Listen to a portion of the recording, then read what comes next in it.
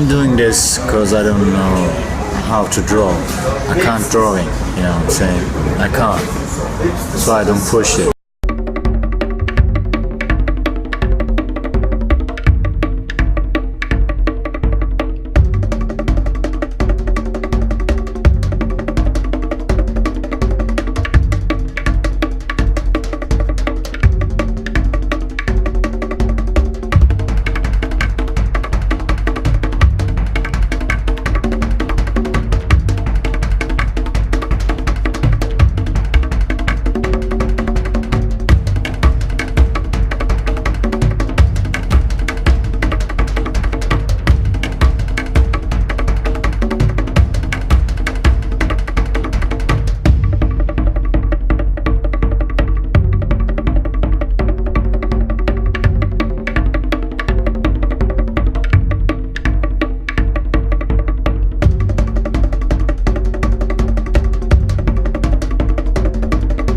Little noise in here. It's a cafe and it's full right now. I reject that trampoline. You know, there is a car park in front of this work actually, so I need to take things little up. That's why I thought about why don't you put a water barrel, or how you call that stuff, this wood with the ball in. So the cats, it will be like an, you know, Red Bull event or something. They are jumping from the roof in that barrel, and which is very funny, which is cool. So now that little rat is still there, but it's okay. The big rat, I mean the reporter, is, I put it on the pipe, so it's more up to than before, and yeah. That's why I changed everything. I hope the last video doesn't turn out weird, you know, because I made it in 2 parts. For the guys in Hatay, you know, the art and design students, and the regular vlog in one. So, you know, Lara says always it's nice to share things. So I just try it, and I will go ahead with this. You know, I can't open another channel. It's even worse to manage one channel. It's really hard to do, so I will try to give my best to make it, you know. Why is this so dark? My plan is to move to Island Tenedos on Wednesday, I guess. I'm not sure about, because we didn't decide about the design, you know, what I draw. I head on to Larry's school right now. You know, that Photoshop work, what you saw, took 4 hours. So it's a lot of work. And just to let you know, the half day, almost the whole day.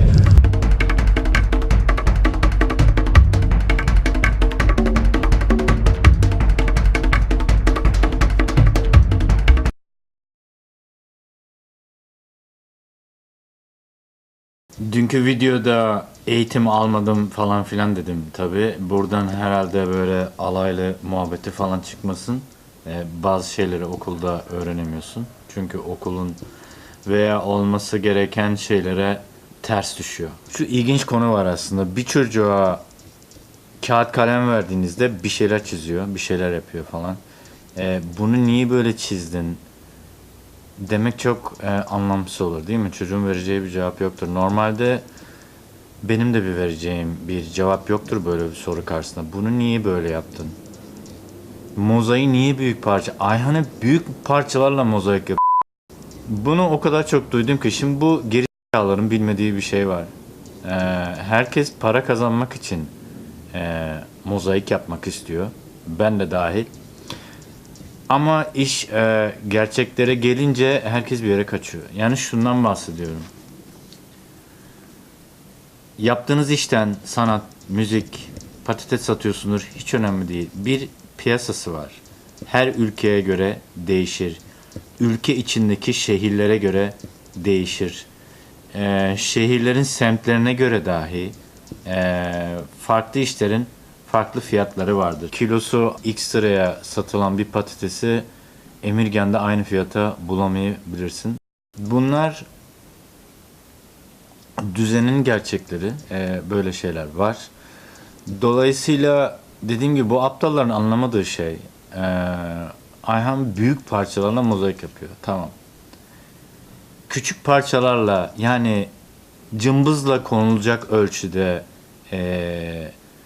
dökme camlarla veya bulunmaz materyallerle, yani ne bileyim Türkiye'de olmayan, İtalya'daki nedir şu zaman, unuttum adını, renkli renkli.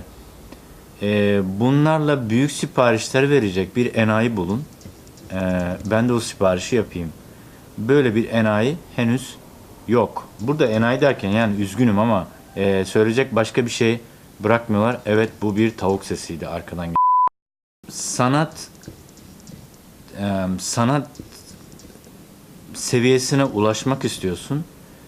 Ancak hayatını geçirmek için, geçimini sağlamak için paraya da ihtiyacın var.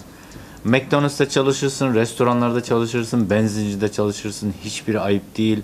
Tekstil mühendisliği yapabilirsin. Ne istiyorsan yapabilirsin ama faturalarını ödemek için bir şey yapmak zorundasın. Bunun yanı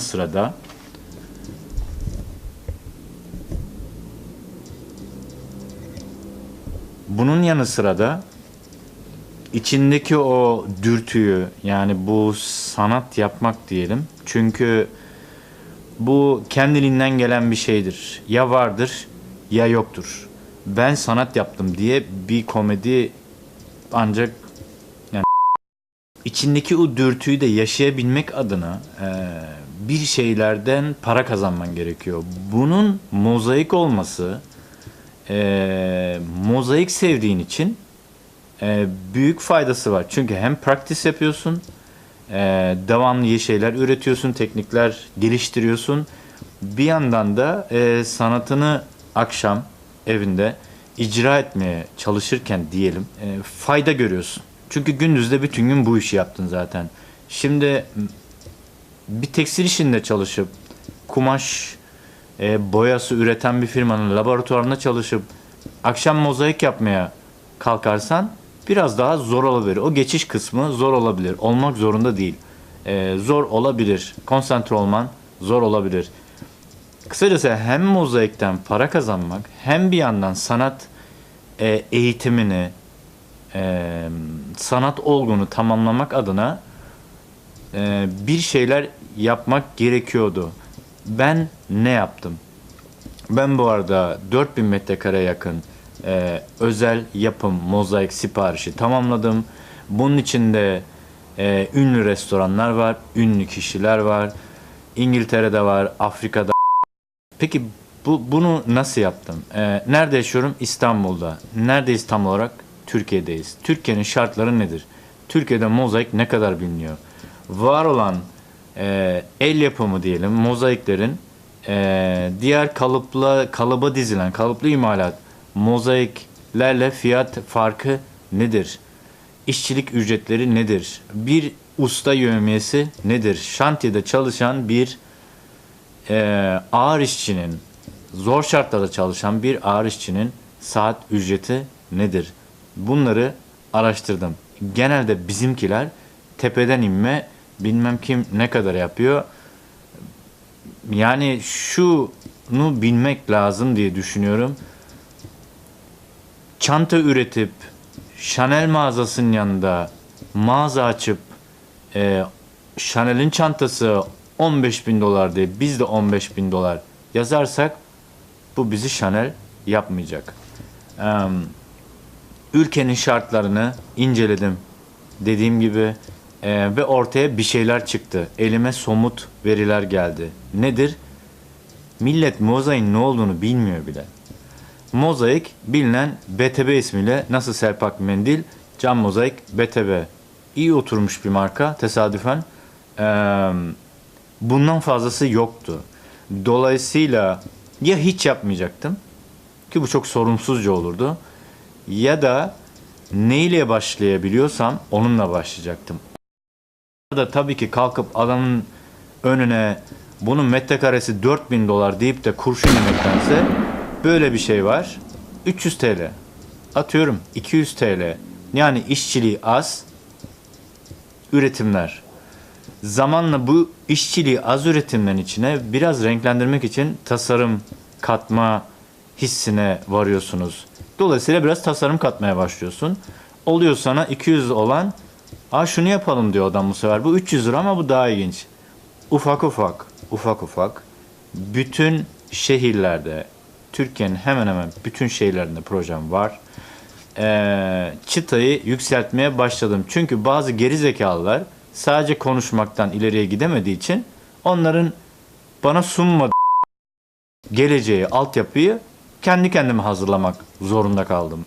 Kısa bir, yani kesin bir cümleyle tamamlamak istemiyorum ama hangi şehirde olduğunuza bakın, etrafınıza bakın. Hangi renkler seviliyor? Demek değil ki siyah sevilen bir yerde pembe renk satmaz. Bunu söylemiyorum. Bu sizin yaratıcılığınıza kalmış bir şey. İnceleyin ve ortaya gerçekleri yazın. Bir kağıda yazın. Şunlar şu fiyata satılıyor. Bunlar bu fiyata satılıyor. Bunlar satılıyor ama kimse gelip parasını ödemiyor. Böyle şeyler de var. Satış çok farklı bir şey. Rolls Royce'da satsanız, bir mozaik pano da satsanız, bir selpak mendil de satsanız çok farklı yetenekler gerektiren, praktis edilmesi gereken yetenekler gerektiren bir konu. Mozaik, çakmak, çorap, ne yaptığınız, ne sattığınız hiç önemli değil. Belli kuralları var. Bu kurallardan mümkün olduğunca her gün bahsetmeye çalışacağım. Yaşanmış şeylerden anlatacağım. Yaptığım şey en azından bir başlangıç olsun isteğiydi. Yani bunu yerine getirdim. Mozaik sadece cephelere mi yapılmış? Sadece maşallah yazılıp 2 tane halı mı yapılmış? O dönem öyleydi. Evet, öyle yapılmış. Ya bununla devam edersin ya da yenilik getirirsin. Yeniliği de söylediğim gibi 3-4 bin dolar, euroluk, milyarlık adamın önüne şey koymakla olmaz. Basit, satılabilir bir şeyler ürettim açıkçası. Bu bir fikir üretimiydi. Sadece mozaik üretimi değil ve bunları yaptığım için de çok mutluyum. Çünkü arkadan gelen birçok insan şu an bir şantiyeye gittiğinde, büyük bir firmaya gittiğinde en azından karşılaştığı adam mozaiğin ne olduğunu biliyor. Çünkü ben daha önce onlarla iş yapmışım.